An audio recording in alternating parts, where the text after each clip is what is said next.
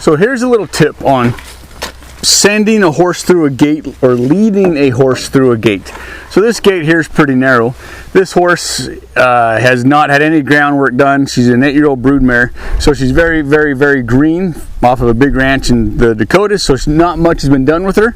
But regardless of that, if I'm going to be sending a horse through the gate, especially a green horse, then what can happen is just by me being here, I can push them.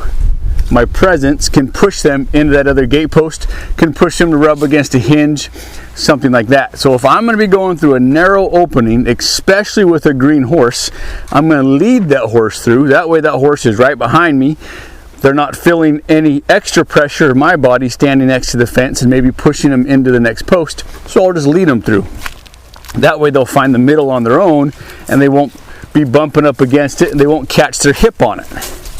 So a narrow gate like this, I'll just lead them through, let them find their center instead of me sending them through.